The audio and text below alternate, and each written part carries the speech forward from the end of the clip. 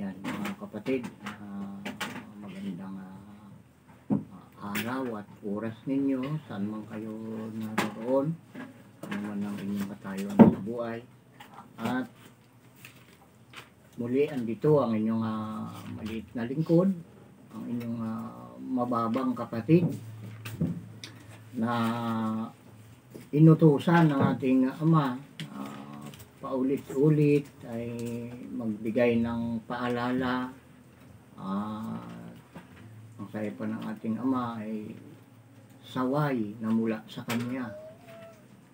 Tayo ay sinasaway, pinapaalalahanan ng ating Ama sa mga pamamagitan ng mga salitang lumalabas sa bibig ng inyong lingkod na pawang mula sa ating Ama sa pamamagitan ng Espiritu ng Kanyang panganay na anak na si Isa na ating Panginoon ng mga Panginoon at ating Hari ng mga Hari.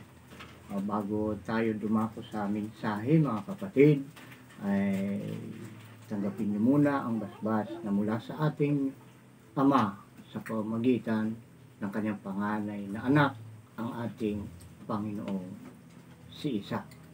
Sa inyong lahat ng mga walang sawang nakikinig, mga kapatid, sumain niyo nawa ang biyaya, awa at kapayapaang mula sa ating Ama sa pamamagitan ng Espiritu ng Kanyang panganay na anak na si Isa na ating Panginoon ng mga Panginoon at ating Hari ng mga Hari. Sumain niyo naman lahat, mga kapatid. Siya naman at siya. Siya naman. At ito, mga kapatid, meron naman tayong kailangang tanggapin at unawain na mga salita ng ating Ama kung bakit ganito ang katayuan natin sa buhay. Diba? Parang walang kakumpletuhan ng ating pamumuhay. Diba, mga kapatid, maraming kulang ng ating pangailangan sa araw-araw. Lalong-lalo na yung ating pinagsisikapan at papaguran ng gusto. Pagka minsan luha, dugo ang umaagos sa ating kabuuan ng ating pagkatao. Luha, dugo. Kamisan yung iba nga nababalian at tuluyan namamatay. Pero yun ang ating pinagpapaguran at pinaghihirapan sa araw-araw. Alam nyo kung ano yun, mga kapatid? Ang ating buhay. Tayo nagpapakahirap kung saan-saan tayo nakakarating, magtatrabaho para meron tayong magamit sa pamamagitan ng ating tinatanggap na sweldo o pera na kabayaran ng ating mga pinagpapaguran, pinagpupuyatan upang tayo ay mabuhay sa pamamagitan ng mga gawain ngayon na ating ginaganap sa araw-araw. Yung buhay talaga makapangyarihan na nag-uutos sa atin para tayo kumilos, mabuhay. Yan ang ating tinanggap sa ating Ama. At yung buhay na yan, mga kapatid, napakahiwaga. Pinaghihirapan natin, pinagsisikapan natin na tayo ay manatiling buhay. Subalit pagdating ng panahon, ating alalahanin, mga kapatid, ang ating mga ninuno, mga matay din. Sa kabila ng sila ay napakasisipag na tao. Diba? Sila nga ay nagbukas ng mga lupa mga kagubatan na yan, mga kapatagan na yan, yan yung mga kakahuyan ng araw. Ginamit nila yung kanilang lakas. Binigyan sila ng karunungan ng ating ama, kagaya din natin, na kung paano magtanim, mag-ani, yan, para may makain upang patuloy na mabuhay. Pero nawalan ng saysay dahil yung buhay na ating pinagpapaguran at inaalagaan ay nawawala. Di ba mga kapatid? Ibig sabihin, namamatay. Namamatay din yung pinagsisikapan nating manatiling buhay. Namamatay din. Nawawala. Kaya ngayon mga kapatid, ano yung kabuluhan ng ating pamumuhay? Ay napupunta rin sa wala. Kaya may sinasabi din si Haring Salomon sa kanyang kawikaan na sabi niya ay ang lahat ng bagay daw ay walang kabuluhan, nauuwi sa wala. Yun ay salita yun ng mga ngaral, ay sabi nga ng ating ama, si Haring Salomon, ang binigyan niya ng katalinuhan. Napakatalinong tao sa pananalita at pagdidesisyon. Sinabi niya lahat ay walang kabuluhan. Dito sa ating mga kapatid, yan ay ating kinukontra. Dahil ang nagsalita niyan ay si Salomon. Hindi binili ng ating ama kay Haring Salomon na sabihin sa mga tao na ang lahat ay walang kabuluhan. Sapagkat sabi ng ating ama, ang mga salita ko ay mananatili pakailanman. Siya nawa. Sa inyo mga kapatid. Sabi niya sa Salomon, lahat ng bagay walang kabuluhan. Ibig sabihin, pag sinabing lahat, ay pati salita ng ama, lahat nga niya eh. I-research nyo sa inyong cellphone, walang kabuluhan, nakikita sa kawikaan nyo. Ilang ulit niyang sinasabi. Yun ay salita ng masuwayin. Pero kung tayo ay masunurin, hindi natin ito papanigan, yung ganong salita. Dahil tayo ay pumapanig sa salita ng ating ama na nananatili. At ang lahat ng mga bagay na nananatili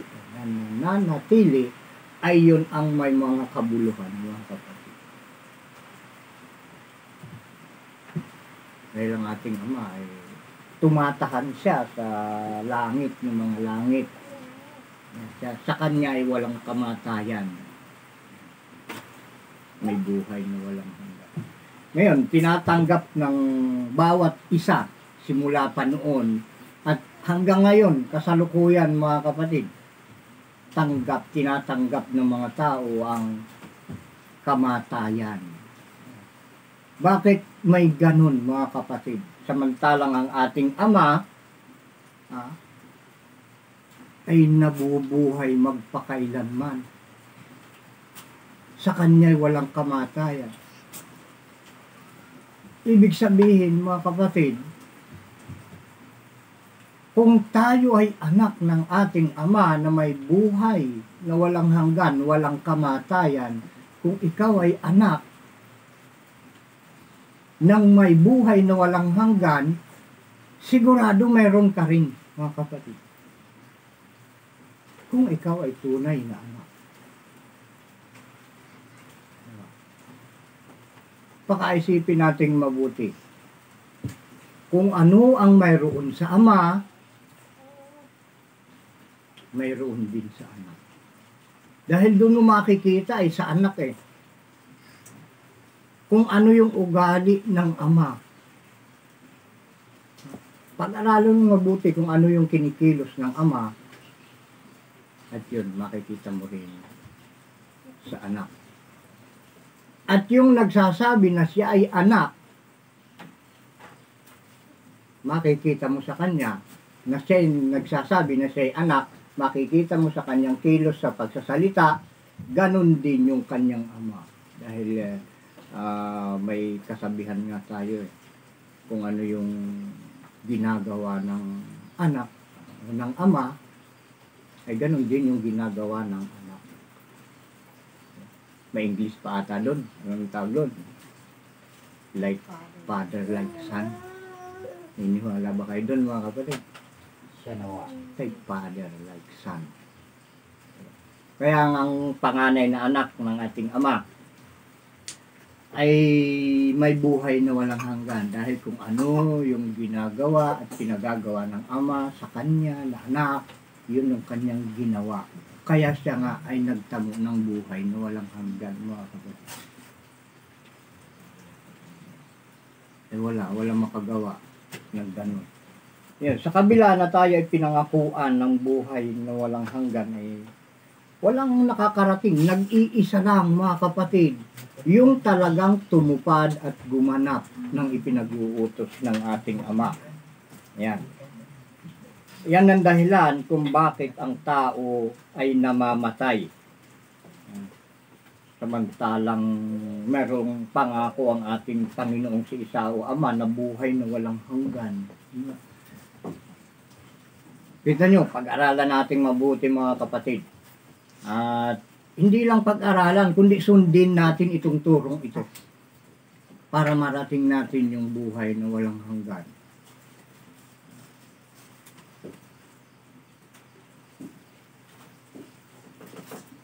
Lahat na matinong tao, mga kapatid. Lahat ng tao na nasa wastong pag-iisip, naghahangad ng buhay na walang hanggan.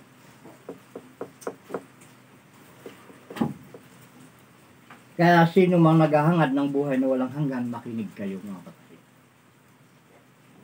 Unawain ninyo ito. Kung yun ang nais ninyo,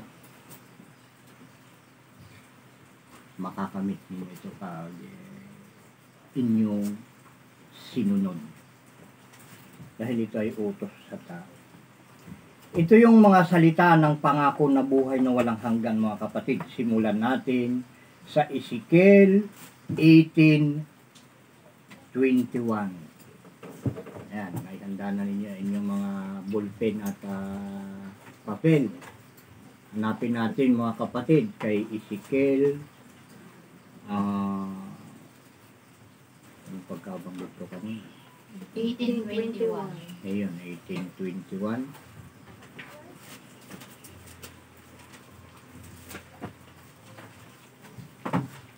Tingnan natin mga kapatid.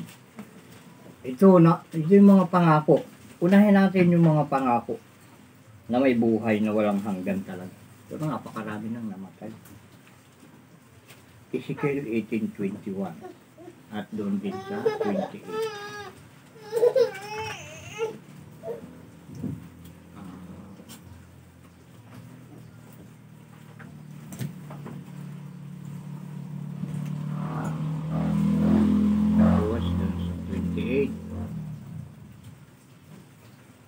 Yan mga kapatid, tutukan natin mabuti ito.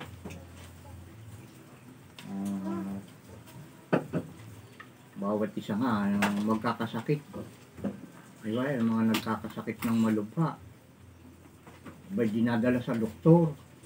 Kapag sinabi ng doktor na napakalubha na, kung mayroong kalabaw, may bahay, may lupa, ibinibinta para maibili lang ng gamot para mabuhay yung pasyente.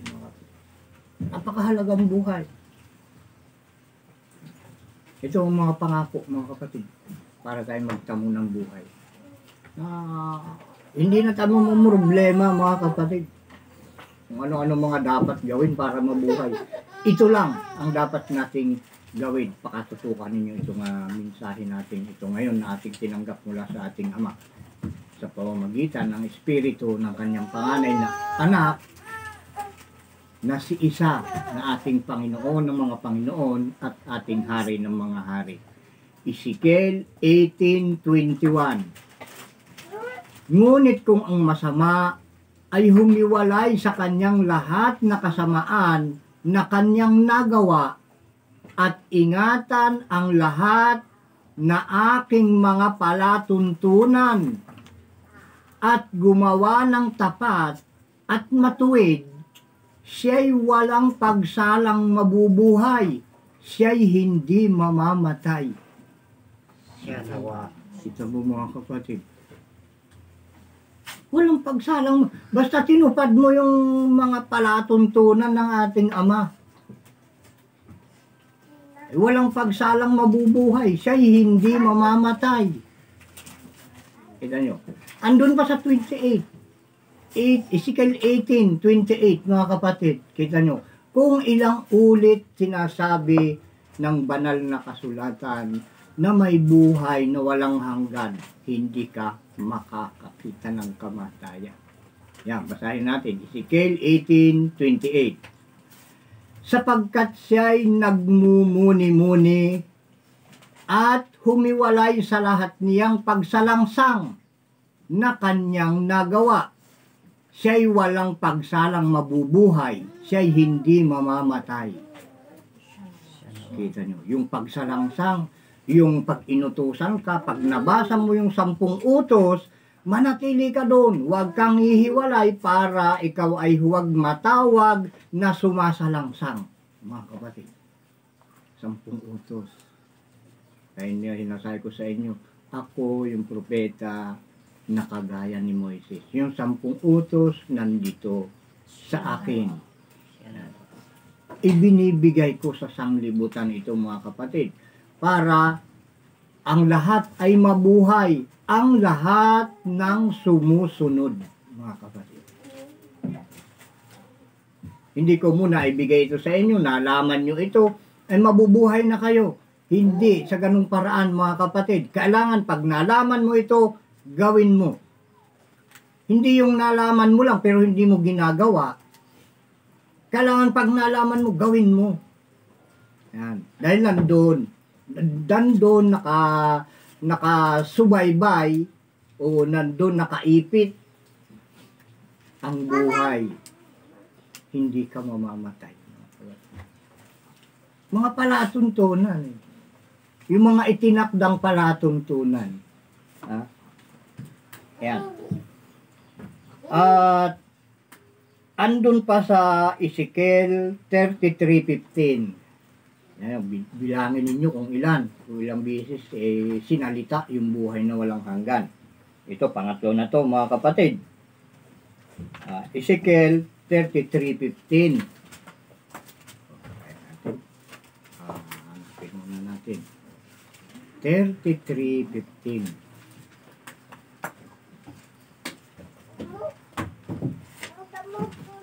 Ganda ng pangako ng Ama, mga kapatid.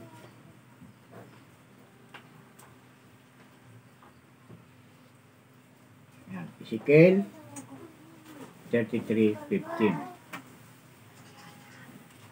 Ito, basahin na natin. Kung isauli ng masama ang sanla, ibigay uli ang kinuha sa pagnanakaw, lumakad sa palatuntunan ng buhay na di gumawa ng kasamaan, siya'y walang pagsalang mabubuhay, siya'y hindi mamamatay. Tanyo, pangatlo na ito, mga kapatid. Kung ikaw ay nagnakaw, kailangan isauli mo. At lumakad ka sa mga palatuntunan ng ating Ama. Yung palatuntunan ng buhay. Gumawa. Na huwag na gumawa ng kasamaan. Siya ay walang salang mabubuhay. Siya hindi mamamatay. No, napakasimple, di ba? Palatuntunan lang, mga kapatid. Yung mga Sabat, ay yung unang buwan, unang Sabat, yung hindi pagkain ng baboy, yung hindi pagkain ng dugo, hindi pagkain ng mga isda na walang kaliskis. Ayan yung mga rekado ng buhay na walang hanggan, mga kapatid. Napakarami pa. Kaya kung gusto mong matok yan, maalaman talaga ang susi ng buhay na walang hanggan, tumutok ka dito, kapatid. Dahil nakasulat yan. Magsigawa kayo, hindi sa pagkain napapanis, kundi sa pagkain ibibigay sa inyo ng anak ng tao sa buhay na walang hanggan, mga kapatid. Ito yung ibinibigay ko sa inyo mga kapatid. Sapagkat ako nga ang anak ng tao. Sinasabi ng ating Panginoong si Isa o Ama. Ayan. Kasunod, Juan 11:26. Ayan. Tingnan natin. Pang ilan na ito mga kapatid? Ikaapat. Ayan, ikaapat na. 1, 11, 11, 11. Ang pagkabanggit kanina. 11, 12. 26. Ay, 26.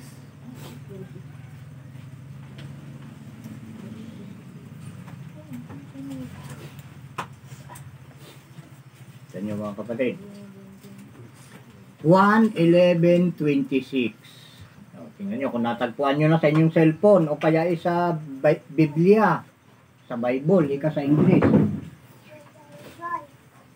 Yan, at ating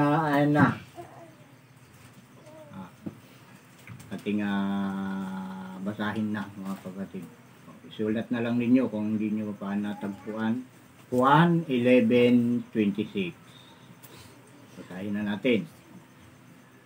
At ang sino mang nabubuhay at sumasampalataya sa akin ay hindi mamamatay magpakailanman. Sinasampalatayanan mo baga ito? Siya nawa. Tingnan mo, ay yan kapatid, tanong pa kung sumasampalataya ka doon.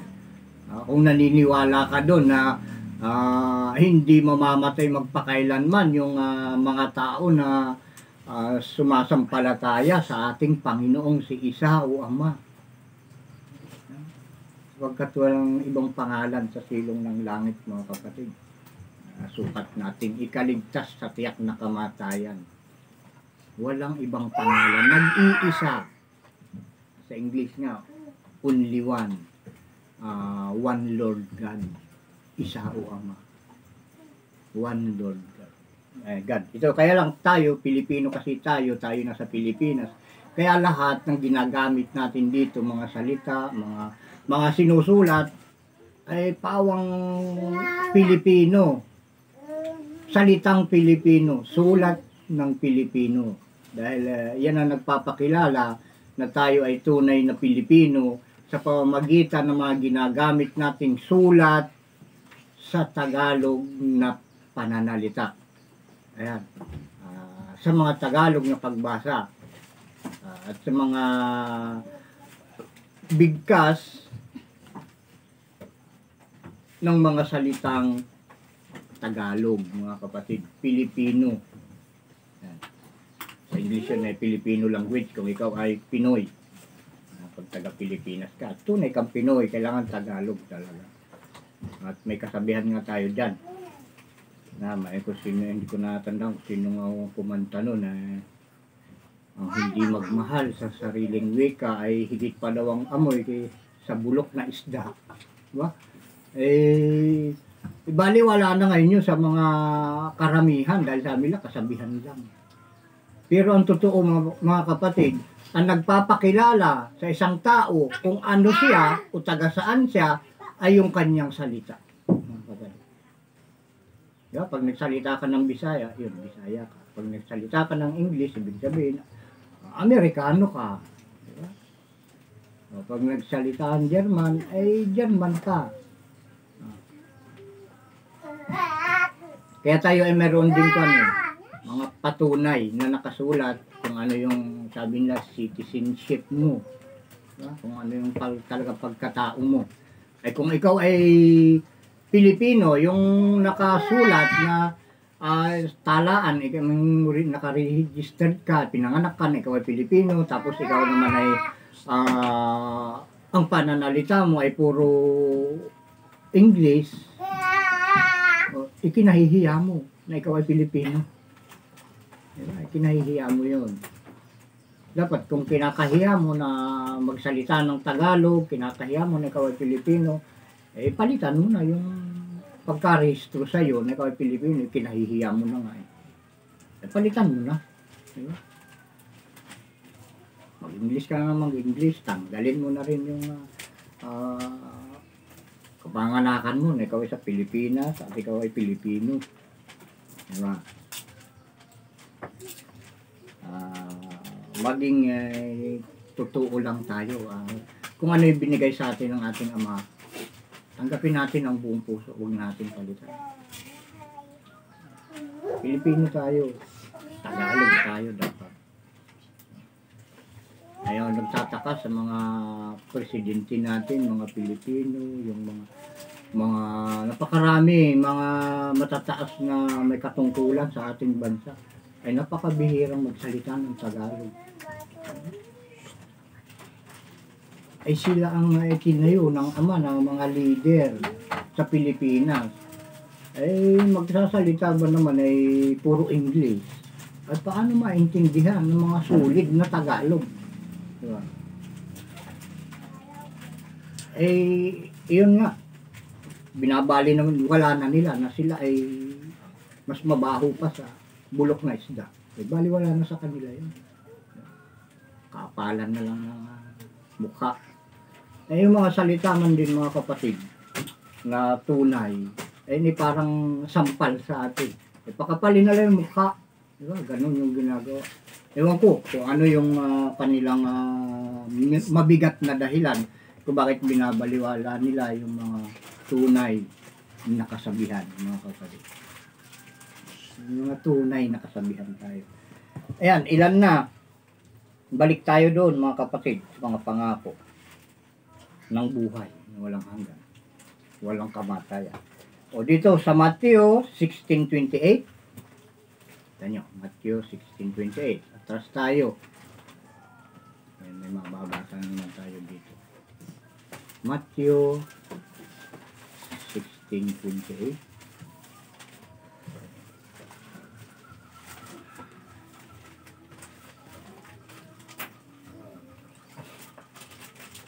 Yan.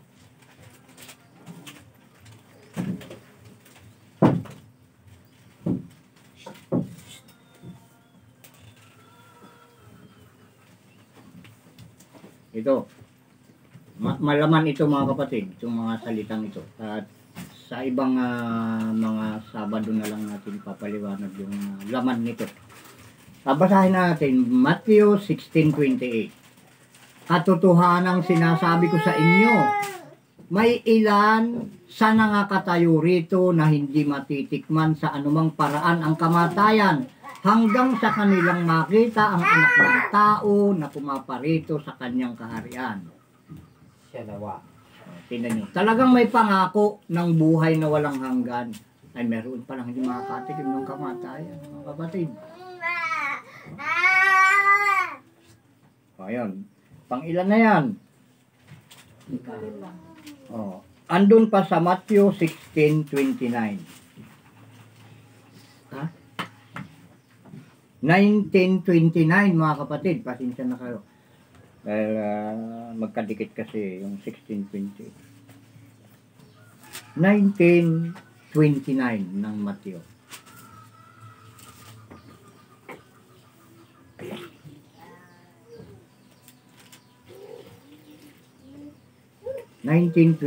Matthew 19:21. Basahin natin mga kapatid. Ang bawat mag-iwan at ang bawat mag-iwan ng mga bahay o mga kapatid na lalaki o mga kapatid na babae o ama o ina o mga anak o mga lupa dahil sa aking pangalan ay hindi tatanggap ng tig-100. At tama ba?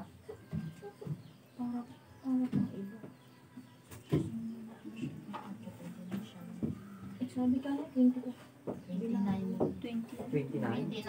Tama. 1929. Tama. Matthew 19:29. Makinig kayong mabuti, ulitin natin. Matthew 19:29. At ang bawat mag-iwan ng mga bahay o mga kapatid na lalaki o mga anak o kapatid na babae o ina o mga anak o lupa dahil sa aking pangalan ay tatanggap ng tig-100 at magsisipagmana ng walang hanggang buhay. tatanggap ng tig 100. Dahil ang daan lang na ating dapat lakaran mga kapatid, ating daan na dapat tahakin ay talagang tunay na iisa lang. Kaya tatanggap ng 100. Hindi yung 100 piso mga kapatid. Daan, line, o road. Ano pang tawag doon? Kalsada. Ayan. Tatanggap ng tig 100. Yung linya, yung lalakaran. Dahil ang pangalan kasi ng ating Panginoon ay si Isa. Pag tinanggap mo yon na kaya mo siyang purihin sa pamamagitan ng pagpuri sa pangalan ng ating Panginoong si Isa o Ama. Yan ay iisa mga kapatid. Yun yung daan na sinasabi dito na iisang daan na tatanggapin ng sumusunod na mag-iiwan. Kailangan iwan mo yung anak mo dahil hindi sumusunod sa patakaran ng ating Ama. Iwan mo yung kapatid mo, lalaki man o babae, kung hindi sumusunod sa patakaran ng ating Ama at ikaw ay sumusunod. Tayong mga sumusunod, kailangan iwan natin yung mga bagay na hindi sumusunod sa ating Ama.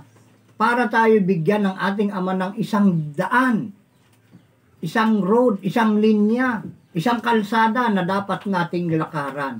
Yun. Kung ito matatanggap natin, ang daan na sinasabi ng ating Ama, inuulit ko, ay yung pagsamba natin sa nag-iisang pangalan ng ating Panginoon. Isa. Yun yung isang daan. Nawaan nyo mga kapatid. Ang daan na sinasabi. At hindi mo ito kayang banggitin. Pag hindi mo kayang iwan ang iyong anak, magulang, kapatid, asawa, kahit ano, lupa o bahay, nang dahil sa utos. Hindi lang yung pangalan, kundi yung utos. Dahil yung utos ay kumukonekta yun sa pangalan nung nag-uutos, mga kapatid. Kaya binanggit lang dito ng dahil sa aking pangalan. Diba? Dahil yung utos niya, karugtong yung kanyang pangalan. Kaya niwala kayo doon mga kapatid. Yung utos, kadugtong ng pangalan ang nag-utos. Siya nawa. O isang halimbawa mga kapatid. Isinara yung isang kalsada. Tinambakan. Ngayon, nahanapin ng mga tao, sinong nag-utos? Ay si Mayor. Sabi, sinong Mayor? Sabi si Gustavo, Mayor Gustavo. Ayun, yung tumupad ng utos,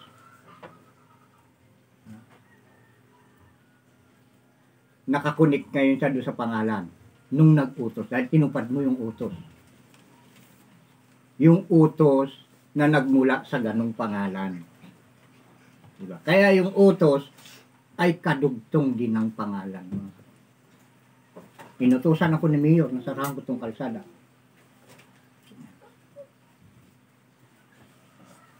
Kaya ito mga kapatid, sana ito ay maunawaan nyo. At yun, paulit-ulit kong sinasabi, kung meron kayong hindi naunawaan, tanong lang kayo, mag-message kayo sa akin at ipapaliwanag ko sa inyo. Dahil lahat ng bagay na sinasalita ko sa inyo, ipinaliwanag na ito sa akin ng ating Ama. Kaya kung sino yung nalalabuan, magtanong lang kayo at ipaliliwanag sa inyo yan ng Espiritu Santo, mga kapatid. Siya nawa. Yan, ilan na ito? 6 na. Siya nawa.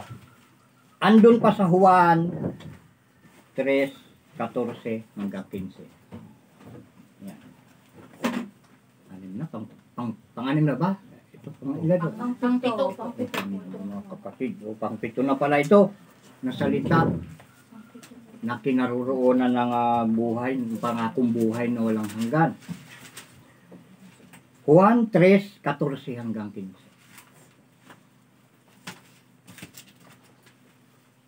3:14 hanggang 15.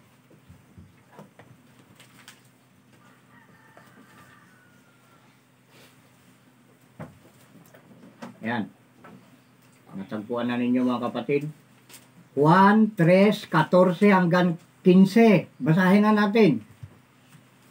At kung paanong itinaas ni Moises sa ilang ang ahas, ay gayon kinakailangang itaas ang anak ng tao upang ang sino mang sumampalataya ay magkaroon sa kanya ng buhay na walang hanggan.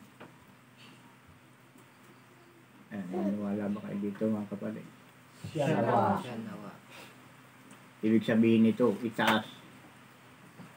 Kung paanong itinaas ni Moises sa ilang ang ahas, ay gayon kinakailangang itaas ang anak ng tao. Paanong paraan ang pagtataas nyo ng anak ng tao mga kapatid?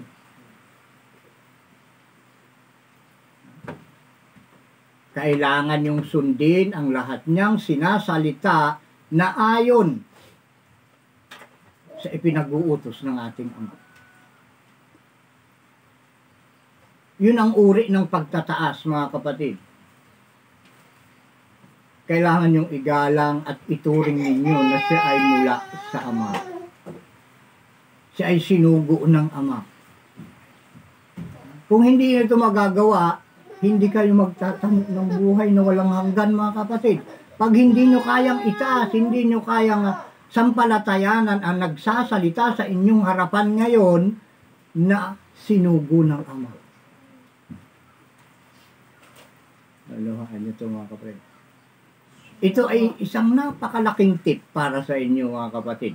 Napakalaking clue para kayo ay magtamo ng buhay na walang hanggan. Uulitin ko mga kapatid, ito yung andito sa listahan natin na ipinalista sa atin ng Espiritu Santo na panghuli na binabanggit sa atin kung papaano tayo magkakaroon ng buhay na walang hanggan at pinatunayan dito sa mga salitang ito na tayo talaga ay mayroong buhay na walang hanggan, nakakamtin sa pamamagitan ng pagsunod natin sa kanyang mga ipinag-uutos mga kapatid.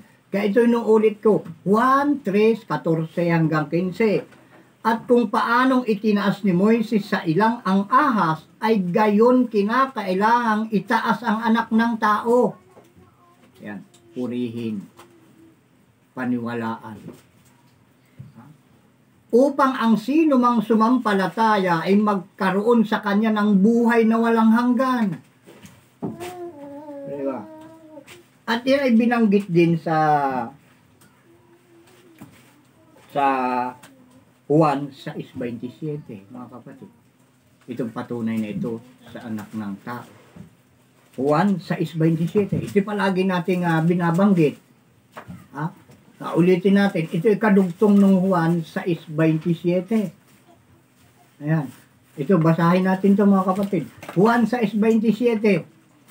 Magsigawa kayo hindi dahil sa pagkaing napapanis, kundi dahil sa pagkaing tumatagal, sa buhay na walang hanggan na ibibigay sa inyo ng anak ng tao, sapagkat siyang tinatakan ng Ama sa makatuwid bagay ang Diyos. Siya nawa. Kita nyo mga kapatid, buhay na walang hanggan pala ang binibigay nitong anak ng tao na nagsasalita sa inyong harapan ngayon mga kapatid.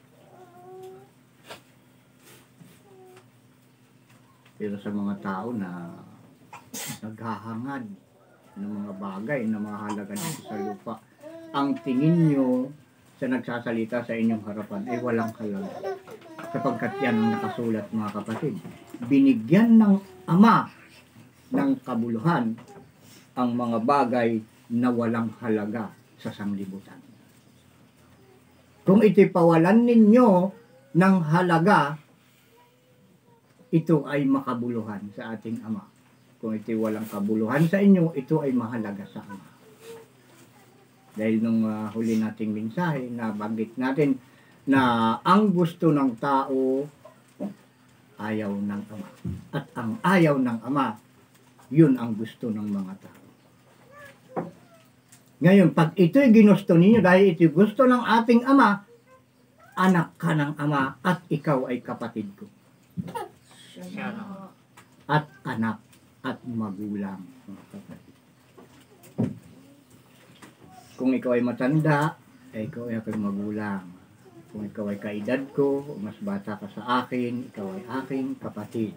Kung ikaw ay babae, kapatid kitang babae. Kung ikaw ay lalaki, kapatid kitang lalaki. Kung ikaw ay sasampalataya sa mga sinasabi ko na mula sa ating Ama, sa pamamagitan ng Espiritu ng kanyang panganay na anak, na si Isa na ating Panginoon ng mga Panginoon at ating Hari ng mga hari. Siya nawa. At ito mga kapatid, bakit walang nakakarating dito? Walang nakagagawa dito, kundi iisa lang. Dahil siya nga ang ilaw ng sanglibutan. Siya ang dapat tularin. Ngayon may pangako siya na ako ay aakyat sa langit. Ika niya. Sabi niya doon, siya ay aalis. Dahil kung hindi siya aalis, ang espiritu ng katotohanan ay hindi niya susuguin. Kaya siya aalis at susuguin niya sa atin yung mang-aaliw. Ito yung mang-aaliw ito sa inyo. Dahil subukin niyo sumampalataya dito, makinig, sumunod sa lahat ng mga pinag-uutos ng ating Ama na nandito, mga kapatid, matutuwa kayo kung ano yung mangyayari sa kabuhayan ninyo, sa buhay ninyo. Basta manatili ka, huwag kang magbabago. Kung ano yung pinapagawa ng ating Ama, straight lang yan, huwag kang magbabago. Dahil lahat kasi na tinatawag ng ating Ama, sinusubok niya kung kayo ay tapat. Lahat ng inuutusan niya, sinusubok niya. Dahil bago kanya utusan, bibigyan ka muna niya ng pangako. Papangako sa iyo buhay na walang hanggan. Saan ka man pumaroon, ikaw ay maliligtas. Hindi ka tatabunan ng tubig. Hindi ka susunugin ng apoy. Malayo sa iyo ang kapahamakan. Basta sumunod ka lang sa utos niya. Kaya doon ka kumapit, mga kapatid. Ano man ang ipinag-uutos sa iyo ng Ama, sa ating lahat, gawin natin dahil yung pangako niya, kaligtasan, buhay na walang hanggan, ibinakod na sa ating pagkatao. Hindi napapasok ang kapahamakan. Hindi napapasok ang kamatayan dahil ang kanyang kapangyarihan nakabalot sa ating pagkatao. Kaya huwag kang mangamba, huwag kang mag-alinlangan sa iyong puso. Ibigin natin ang kanyang mga salita. Dahil pag inibig natin ang kanyang mga salita at kanyang mga utos, ating pinahalagahan, eh, tayo ituturing niya na kanyang mga anak. Siya nawa. Ngayon, bakit nga ba ang tao ay walang nakarating? Walang nakarating sa buhay na walang hanggan. Samantalang mayroon nga sinugo yung kanyang panganay na anak na dapat tularin at dapat pakinggan. Bakit walang nakarating? Ay yung mga karami naman nagtuturo, kadami naman nagsasalita na mayroong buhay na walang hanggan, may kaligtasan. Pero yung mismong nagsasalita at nagtuturo na may buhay na walang hanggan, ay namamatay. Napakarami na ng mga pangulo ng relihiyon, mga founder ng relihiyon, mga nangamatay. Ang namamahala ngayon, yung mga anak. Diba?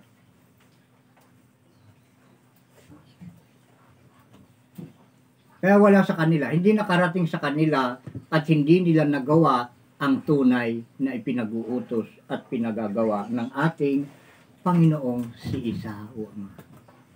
Yan. Bakit? Ito naman ngayon ang ating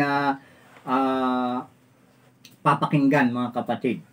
Ang kadahilanan ng kamatayan na naman. Kanina, unang-una pinangako sa atin dito sa unang pasimulan ng aral na ito na binigay sa atin ngayong araw ay yung pangako ng buhay. Bakit may pangako ng buhay na mamatay ang tao? Ganito mga kapatid. Ganito ang nangyari, mga kapatid. Basahin natin dun sa Ezekiel 36:16 hanggang 18. Ayan, hanapin natin mga kapatid kay Ezekiel 36:18 hanggang 19.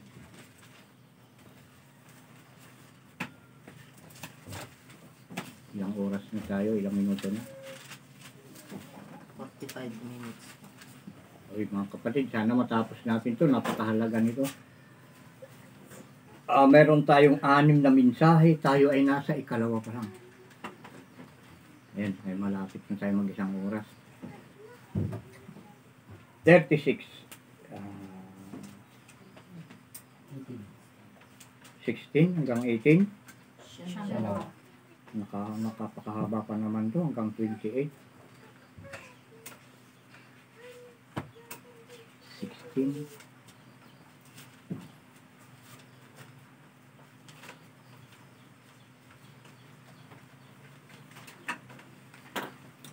Sixteen, 18.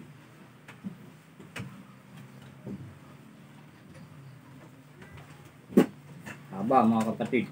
Ayan, hanggang 22 lang tayo at tayo ay luluksot at sa 25. Diretso natin hanggang 25.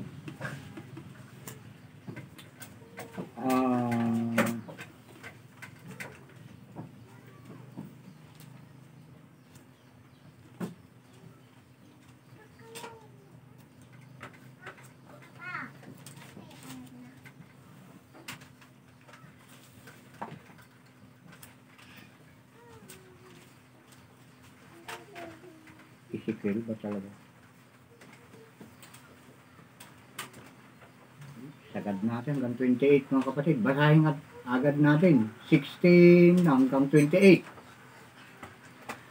Bukod dito ay dumating sa akin ang salita ng Panginoon na nagsasabi, Anak ng tao, nang tumatahan ang sangbahayan ni Israel sa kanilang sariling lupain, kanilang inihawa ang kanilang lakad at ng kanilang mga gawa ang kanilang lakad sa harap ko. Ulit-ulit ito mga kapatid. Tama ba? Pagkabanggo. Siya nawa. Ay naging parang karumihan ng babae sa kaniyang kapanahunan. Kaya't aking ibinugso ang aking kapusukan sa kanila dahil sa dugo na kanilang ibinubo sa lupain at dahil sa kanilang nilapastangan ng kanilang mga Diyos-Diyosan. At aking ipinangalat sila sa mga bansa at sila'y nagsipanabog sa mga lupain ayon sa kanilang lakad at ayon sa kanilang mga gawa ay hinatulan ko sila. At nang sila'y dumating sa mga bansa na kanilang pinaroroonan, kanilang nilapastangan ng aking banal na pangalan. Sa pagsasabi ng mga tao tungkol sa kanila, ang mga ito ay bayan ng Panginoon at nagsilabas sa kaniyang lupain. Ngunit, iginalang ko ang aking banal na pangalan na nilapastangan ng sangbahayan ni Israel sa mga bansa na kanilang pinaroonan. Kaya't sabihin mo sa sangbahayan ni Israel, ganito ang sabi ng Panginoong Diyos, hindi ko ginawa ito dahil sa inyo o sa sangbahayan ni Israel, kundi dahil sa aking banal na pangalan na inyong nilapastangan sa mga bansa na inyong pinaroonan. At aking babanalin ang aking dakilang pangalan na nalapastangan sa mga bansa na inyong nilapastangan sa gitna nila. At malalaman ng mga bansa na ako ang Panginoon, sabi ng Panginoong Diyos. Yan. Isa o Ama. Sapagkat ako'y aariing banal sa inyo sa harap ng kanilang mga mata. Sapagkat aking kukunin kayo sa mga bansa at pipisanin ko kayo na mula sa lahat ng lupain at dadalhin ko kayo sa inyong sariling lupain. Kita niyo mga kapatid, yung mga taga dito sa Pilipinas, nagsisipagbalikan, di ba?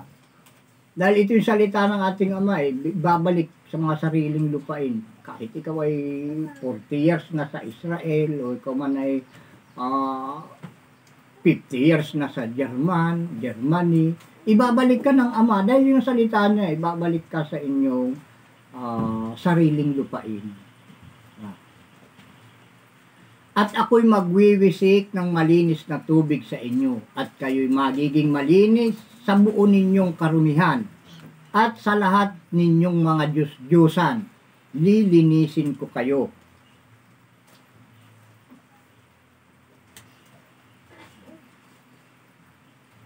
Yun. Bibigyan ko rin naman kayo ng bagong puso. Hanggang sa, ano ba kanina to? 28. Hanggang sa 28. Ay malapit na tayo mga kapatid. Bibigyan ko rin naman kayo ng bagong puso at lalagyan ko ang loob ninyo ng bagong diwa at aking aalisin ang batong puso sa inyong katawan at aking bibigyan kayo ng pusong laman. Ibig sabihin yung marunong ng sumunod. Dahil yung pusong bato kasi mga kapatid, kahit anong salita ng Ama, hindi tumatalab eh. Ngayon, bibigyan tayo ng pusong laman. Yung marunong makinig, may pakiramdam, mga kapatid. At aking ilalagay ang aking espiritu sa loob ninyo. At palalakarin ko kayo ayon sa aking mga palatuntunan. At inyong iingatan ang aking mga kahatulan. At isasagawa. At kayo'y magsisitahan sa lupain na ibinigay ko sa inyong mga magulang, at kayo'y magiging aking bayan at ako'y magiging inyong Diyos. Ayun. Siya mismo ang gagawa nito mga kapatid sa atin, at ito nga yung daan mga kapatid. Ito yung daan para tayo ay maging bayan ng ating Ama. Yung binabanggit dito, kailangan tayo ay maging masunurin sa kanyang mga palatuntunan at kahatulan. Nandun sa 27, mga kapatid. Aking ilalagay ang aking espiritu sa loob ninyo at palalakarin ko kayo ng ayon sa aking mga palatuntunan at inyong iingatan ang aking mga kahatulan at isasagawa. Diba? Ito eh 10 utos nga mga kapatid nandito eh, kautusan, kahatulan at mga palatuntunan mga kapatid nandito. Kaya ito yung bayan ng ating Panginoong si Esau Ama. At dito sa kanyang bayan, dito siya naghahari. At dito nga, pag siya ay naghari sa buong lupa, ay kanyang magiging pangalan ay Isa. Andun sa Zacarias 14 yun mga kapatid. Ayan, at andito pa kay Ezekiel 20:13. Mahaba na naman ito mga kapatid, hanggang 25. Puntahan na natin para tayo ay makatapos dahil yung oras mga kapatid. Binabayaran natin ang bawat minuto dito. Ito ay para sa inyong lahat mga kapatid. Ito para sa sanglibutan. Sinasakripisyo namin na magkaroon ng pangbayad sa YouTube channel. Nagkukontribusyonan kayo mga kapatid para maiparating sa lahat yung kaligtasan, kapayapaan, at yung ito nga tinatawag natin ngayon buhay na walang hanggan, para sa lahat ito. At abangan nyo mga kapatid, mayroon tayong mahigpit na utos na imiminsahe. Hindi ko alam kung kailan. May mahigpit na utos. Abangan nyo lang yan. Dahil meron talagang mahigpit na utos na yun ang pasimula ng matinding panto mga pahirap, matinding kahirapan na mangyayari pag walang tungkol dito sa matinding utos na babanggitin natin sa mga susunod na Sabado, mga kapatid. Ito mga panto, mga malapit sa ano ito, malapit sa mahigpit na utos. Ezekiel 20, 13, 16, 21, 25, 13, yan. 16 hanggang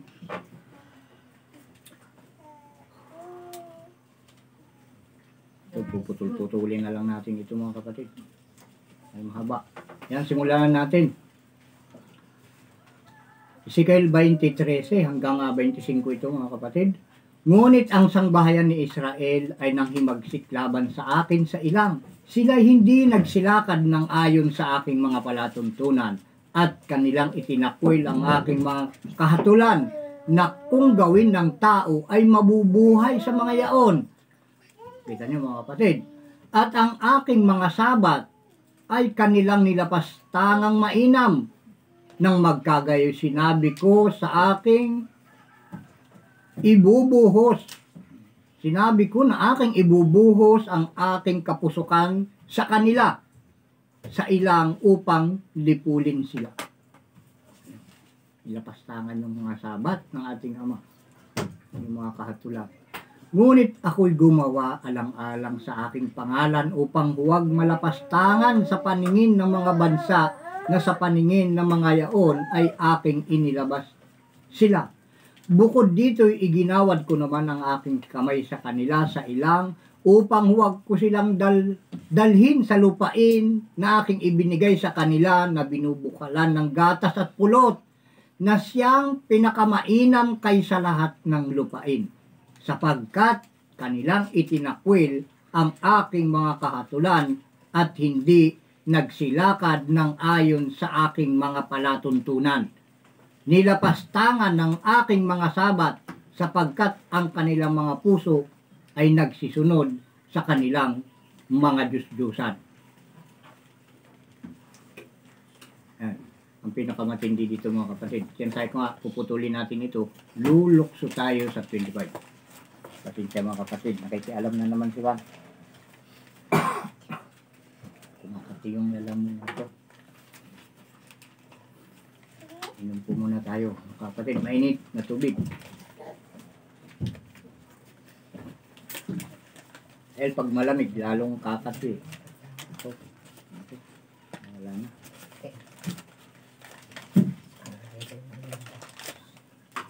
Ayan mga kapatid, yung ano, lulukso na tayo doon dahil ang pagsuway nga na ginawa ng mga tao, yung mga palatuntunan, mga kahatulan, ay binago ng mga tao, hindi sumunod. Lalong-lalo na yung mga sabat. Di ba nabasa natin mga kapatid? At malinaw. O ngayon, ang lahat ng bagay mga kapatid ay nagmumula sa ating Ama. Naniniwala ba kayo doon? Siya. Mula sa ating Ama. Yan ay kaloob ng Ama sa atin. Dahil nga sa pagsuway natin ng kanyang mga magulang, pasensya mga kapatid, hindi natin dahil tayo inuutusan ngayon na tumupad. Gawin lahat. Pagsuway ng ating mga ninuno ay binigyan sila ng mga palatuntunan at mga kahatulan na hindi nila ikabubuhay. Yun ay mula sa ating Ama. Dahil yung pagsuway nga inilikunan ng ating Ama dahil sa pagsuway, inilikunan ng ating Ama ang kanilang puso at isip para huwag silang mabuhay. Hindi nila matatanggap, hindi makakarating sa kanila, hindi aabot sa kanila ang pangako niyang buhay na walang hanggan. Binigyan sila ng mga palatuntunan na hindi ang pinag-uutos ng Ama. Diba? Isang halimbawa, yung Pasko na sinasabi ay December 25. Ang nakasulat mga kapatid, January 14. Gusto niyo magtanong at alamin kung anong ibig sabihin nito. Ang Pasko ng Panginoon, January 14. Kung bakit December 25? Iyon yung sinasabi ng ating Ama na binigyan ng kahatulan na hindi mabuti para huwag mabuhay ang tao. Yan, nakasulat doon sa 25. Ezekiel 20:25. Basahin natin mga kapatid. Bukod dito'y binigyan ko sila ng mga palatuntunan na hindi mabuti at ng mga kahatulan na hindi nila kabubuhayan. Ayun. Yung mga palatuntunan na lumalaganap dito sa sanglibutan mga kapatid at mga kahatulan, lahat, pati gobyerno mga kapatid, yung mga kahatulan na ginagawa ay hindi naayon sa ipinag-uutos ng ating Ama. Nasabihin ninyo, baka isipin ninyo, ako ay rebelde. Hindi mga kapatid, ako ay nasa gitna ninyo. Ang lahat dito, nasa kanan at nasa kaliwa, nakatutok sa akin mga kapatid. Harap ang likod ko, tinututukan nila ako ng baril mga kapatid. Paano nyo ngayon mababanggit at masasabi na ako ay rebelde? Kanan at kaliwa, tumututok sa aking baril. Parehas nila akong tinututukan nila. Dahil sinasabi ko ang katotohanan. Ginagawa ko ang mga pinag-uutos ng ating Ama. Kaya galit sila sa akin. Kanan at kaliwa, dahil yan ang utos ng ating Ama. Huwag kang liliko sa kanan o sa kaliwa. Ika ng ating Ama. Siya nawa. Kaya ako na sinugo ng ating Ama dito sa huling araw, ako ang sinasabi niya, na nasa gitna ninyo. Yung mga marunong sa Biblia, kapatid. Kung sino yung tinuturo ng banal na kasulatan na nasa gitna ninyo, ako yun mga kapatid. Siya nawa. Sa gitna ng aking mga kapatid. Parehas silang nananakot sa akin. Gobyerno at mga anti-government. Parehas silang nananakot sa akin. Wala akong pinapaningan. Parehas kasing may pagkakamali. Kanan at kaliwa, parehas mali. Mga patakaran na hindi naman naangkop sa ipinag-uutos na. Kaya kung kilala mo ang Ama, perpekin mo yung kanyang utos. Katuwiran kasi ng tao, nobody's perfect. Paano hindi sumusunod? Diba? Paano magiging perfect? Ay hindi sumusunod. Kaya kung gusto mong maging perfect, sumunod ka sa utos ng Ama. Ha? Hindi ka magiging perfect sa paningin ng tao, pero sa paningin ng Ama, perfect ka dahil tuturing kanyang anak. Pag hindi ka sumunod sa kanyang utos, hindi kanya ituturing ng anak. Dahil ang anak lang ang binibigyan niya ng karapatan sa lahat niyang pag-aari, mga kapatid. Sa may-ari ng buhay, sa kanyang lupa, sa kanyang hangin, sa kanyang dagat, sa kanyang tubig, sa kanyang apoy. Lahat, dilim at liwanag, siya ang naghahari diyan mga kapatid. Gumawa siya ng dilim, ng gabi, pero gumawa naman siya ng liwanag. Diba? Ayan, binigyan ng kahatulan at palatuntunan ang mga tao para huwag mabuhay. Yung mga hindi mabuting palatuntunan at kahatulan. Ngayon mga kapatid, andito ngayon yung mabuti at tapat na kahatulan para sa ikabubuhay na walang hanggan.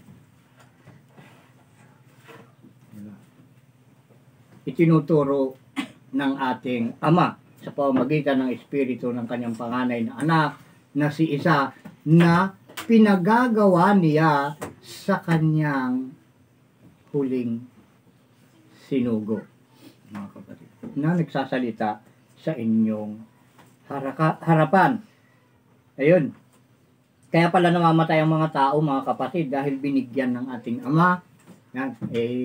Tandaan nyo ito, itong salitang ito. Ezekiel 20:25. Binigyan ko sila ng mga palatuntunan na hindi mabuti at ng mga kahatulan na hindi nila kabubuhayan. Kaya lahat namamatay. Dahil ang mga palatuntunan at mga kahatulan na ginagawa ng mga tao ay labag sa utos ng ating Ama. Kaya sinasabi niya, walang gumagawa ng mabuti, wala kahit isa. Yan. Ngayon ay inyong nang nababasa.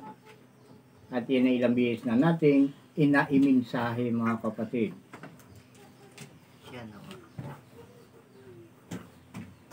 Sa kabila ng binanggit at nabasa natin yan, meron siyang pangako.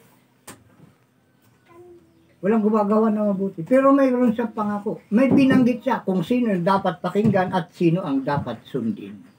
Siya nawa. Nakasulat mga kapatid. Sa kabila ng sinabi niya, walang gumagawa ng mabuti. Mayroon siyang pangako. Kailangan nating pakinggan at sundin yung propeta na kagaya ni Moises na yun yung anak ng tao, mga kapatid. Siya nawa. Yun yung nag-iisa. Dahil ito ang inaalalayan ng ating Panginoong si Isa. Huling sugo. Kaya sabi nga niya, ako ang una at ang kasama ng huli. Siya nawa. Ang kanyang lingkod na kanyang inaalalayan na isinasa kanya ko ang aking espiritu. Ngayon mga kapatid, tayo binigyan ng ating Panginoong si Isaong Ama ng mga palatuntunan at mga kahatulan na mabuti upang tayo ay magkaroon ng buhay na walang hanggan. At ito'y nasa kanyang huling sugo na kanyang inaalalayan at sinasamahan sa lahat ninyang ginagawa na ipinagagawa ng ating Panginoong si Isa o Ama. Yan, naunawaan nyo sana. Naunawaan nyo sana itong mga sinasabi ng Espiritu Santo ngayon, mga kapatid. Ito nga, yung ating nabanggit nga natin kanina ito, yung Juan 27 6:27 at 47. Diba? Ito yung pinagbigyan ng ating Ama. Diba, yung huli, tandaan itong huli ay binigyan ng palatuntunan at kahatulan ng mga tao para huwag mabuhay. Hindi nila kabubuhayan. Ngayon, para naman mabuhay, yun nga, basahin natin para mas malinaw. Yung sa Juan 6:27 at 47. Yan. 6:27 at yung 47.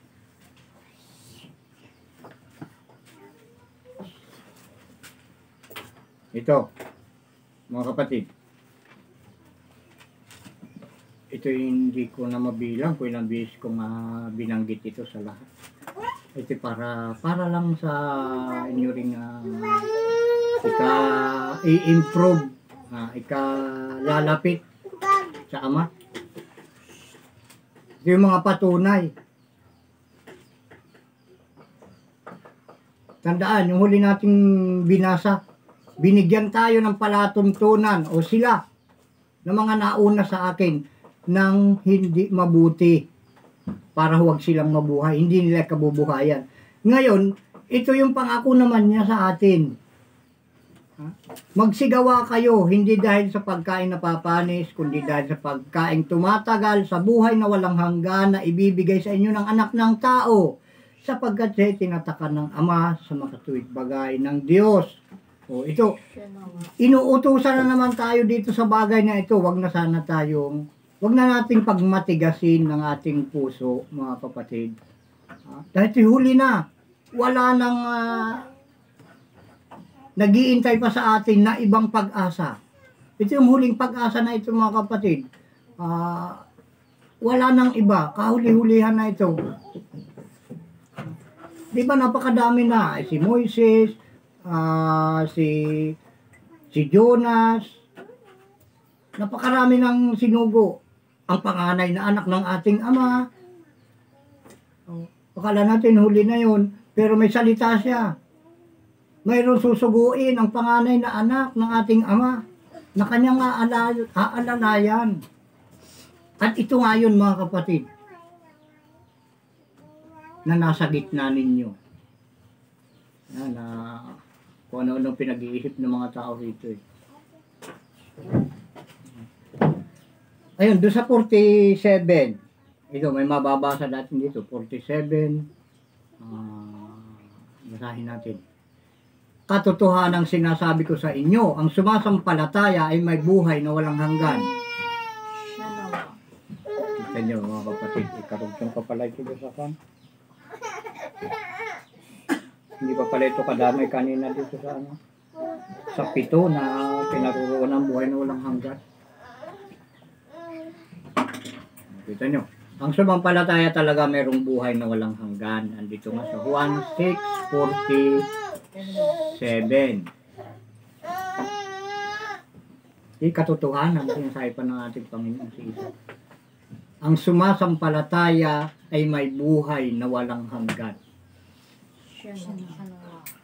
Kaya itaas ninyo itong anak ng tao mga kapatid. Dahil ang awa pag naramdaman ng anak ng tao sa bawat isa sa inyo, hindi ako naawa sa inyo ang Ama.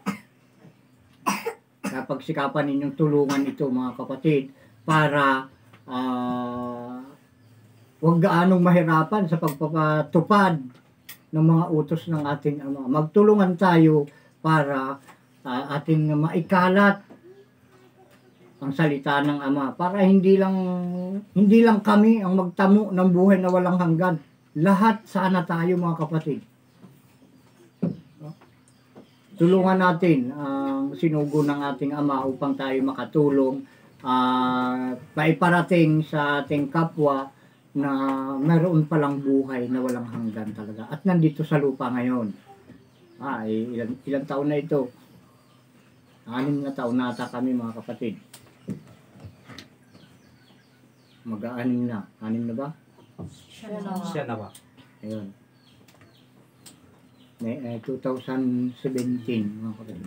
17 na tama. Siya nawa. Ayun, 2017 kami nagsimula na itinayo ng ating Ama. Hindi ako nagtayo, inuulit ko mga kapatid, hindi ako ang nagtayo dito. Wala akong kakayanan, wala akong karapatan na ito ay itayo. Ang nagtayo dito ay ang ating Panginoong si Isao Ama. Hindi ako. Ay, hindi ko ito alam.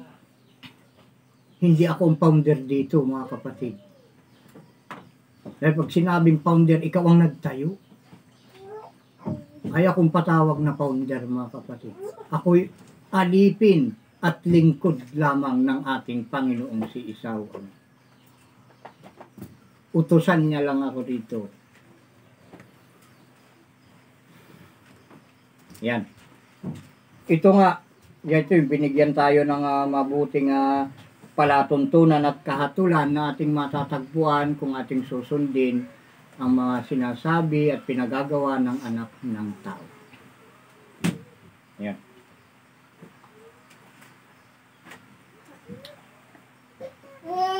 At yun nga na ang sinasabi natin na ito ay kasama ng huli. Ito yung patunay mga kapatid na kasama ako ng huli. Yung una kasi ang ating Panginoon si Isao. Andun sa basahin na lang natin sa Isaiah 41:4. 41:4. Yan, biglaan mga kapatid na nakita ko.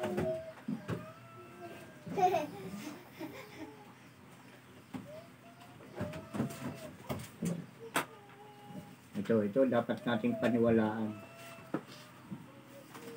Dahil saan man ako pumaroon mga kapatid, ano man ang aking ginagawa, kasama ko ang espiritu ng ating Panginoong si Isao Ama.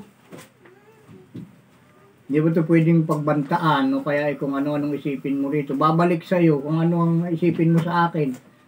Kung gusto mong ako'y patayin ako mga kapatid, maawa ka sa sarili mo. Dahil ikaw ang mamamatay. Huwag mong pagbabantaan ng kung ano-ano. Ang isipin mo na lang dito, gawan mo ng mabuti, tulungan mo at tutulungan ka rin ng Ama at gagawan ka ng mabuti ng ating Ama. Sinawa. Huwag mo itong pahirapan at ikaw ang mahihirapan mga kapatid. Dahil inaalalayan ito ng ating Ama. Kung hindi kayo naniniwala, bahala kayo mga kapatid. Basta sinabi ko na sa inyo, ito yung obligasyon. Obligasyon ko ito sa sanglibutan mga kapatid. Ito ang tungkulin ko bilang inyong maliit na lingkod at mababang kapatid. Pakita sa inyo kung paano ang pagsunod sa utos ng ating Ama. Dahil ang lahat ng ito ay naranasan ko na. Pinaranas na sa akin ng ating Ama. Ayan. 41:4 ng Isayas. Sinong gumawa at yumari at tumawag ng mga salit-saling lahi mula ng una? Akong Panginoon ang una at kasama ng huli. Ako nga. Siya nawa. Yan mga kapatid. Wala nang huhuli pa sa sinugong ito mga kapatid. Dahil ito yung binabanggit ng ating Ama. At doon pa nga sa 42:1. Yan, Isaiah 42:1. Kita nyo.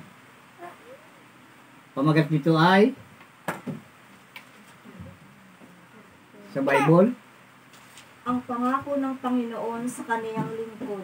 Ayun mga kapatid, may pangako sa akin kasi ang ating Panginoon na si Isaw, Ama. Kaya ito hindi natatakot. So, huwag niyo sabihin matigas yung mukha ninyo. Mas matigas yung mukha ko kaysa sa inyo dahil sinabi yan ng ating kung sintigas ng bato yung mukha ninyo, yung mukhang ibinigay sa akin ng ating Ama ay sintigas ng diamante mga kapatid.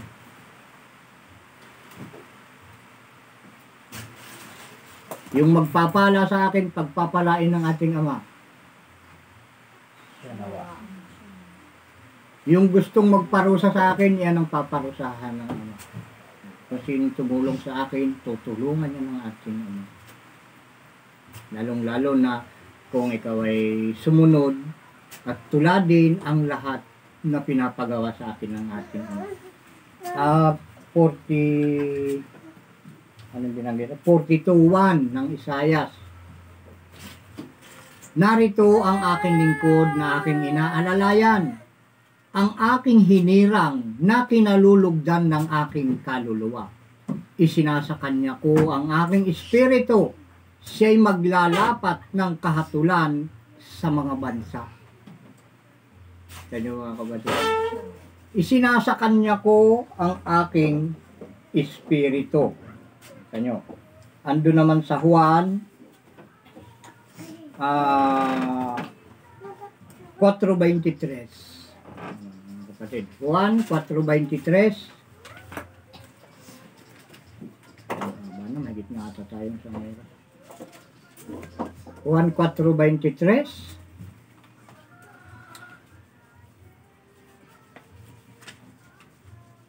Hanggang 24, mga kapatid. Baka hanggang dito muna tayo. Dahil haba tayo masyado mga kapatid. Juan 4:23-24. Datapat dumarating ang oras at ngayon nga. Take note mga kapatid. Ano yung pagkabanggit natin kaninang huli? Isinasa kanya ko ang aking espiritu dun sa kanyang lingkod. Natandaan nyo mga kapatid? So, ngayon, ito doon sa Juan 4:23-24, basahin natin bilang panghuli mga kapatid. Sa susunod, dudugtong natin to sa susunod na Sabado uli. Datapat dumarating ang oras at ngayon nga, nasasambahin ng mga tunay na mananamba ang Ama sa Espiritu at katotohanan. Sapagkat hinahanap ng Ama ang mga gayon na maging mananamba sa Kanya. Ang Diyos ay Espiritu at ang mga sa Kanya ay nagsisisamba ay kinakailangang magsisamba sa Espiritu at sa katotohanan. Siya nawa. Ito nyo mga kapatid. Ngayon, yung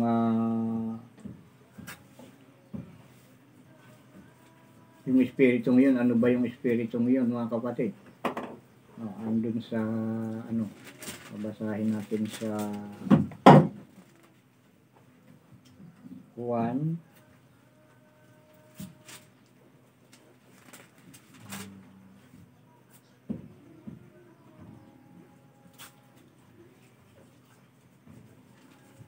6:37 ba yun? Okay. 6:37.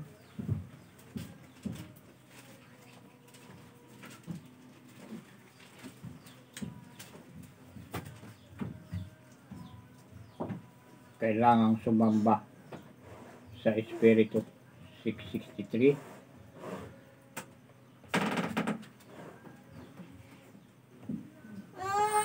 Ito yung Espiritu na siyang kinaroroonan.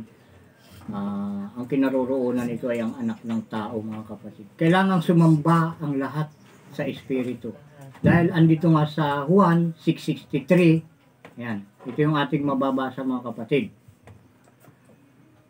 Ang Espiritu nga ang bumubuhay. Sa laman ay walang anumang pinakikinabang. Ang mga salitang sinalita ko sa inyo ay pawang Espiritu at pawang buhay. Yung mga salita ng ating Panginoong si Isa o Ama ay nasa akin, mga kapatid. Kaya kailangan sambahin ng mga tao yung mga salita na ibinigay sa akin ng ating Ama, dahil ito hindi sa akin, yan ay sa ating Ama. Kailangan sambahin, paniwalaan, tuparin upang tayo ay magtamo ng buhay na walang hanggan, na kagaya ng ibinibigay ko sa inyo na siyang nakasulat sa Juan 6:27.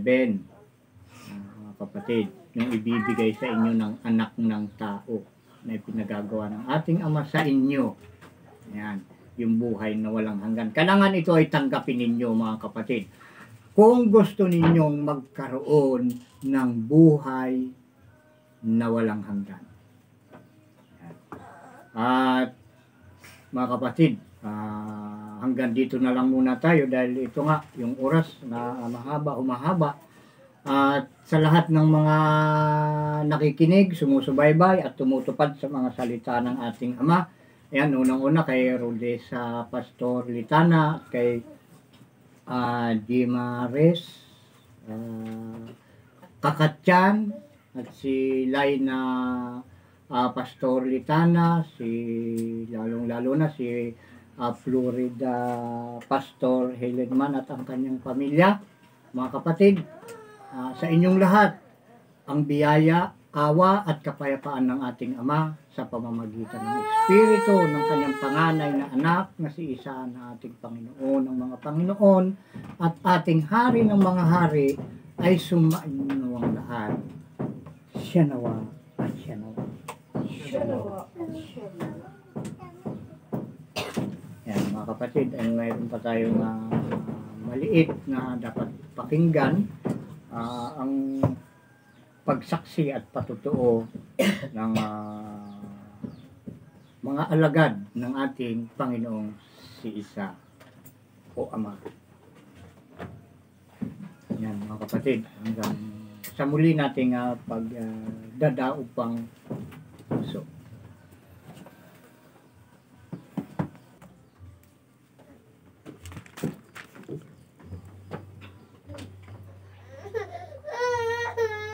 Taas natin ating pananampalataya. Sabay-sabay tayong magpapatuto. Kami po ay nagpapatuto at sumasaksi na ang lahat ng mga salita na inyong narinig ay pawang katotohanan at pawang galing sa banal na kasulatan na mula sa bibig ng Sama ng Panginoon na si Isa na anak ng tao na sinugo ngayong huling araw na ang mga salitang lumabas sa kanyang bibig na sinugo ng ating Ama na sa atin ay lumikha at lumikha ng mga bagay na nakikita at hindi nakikita. Siya nawa at siya nawa.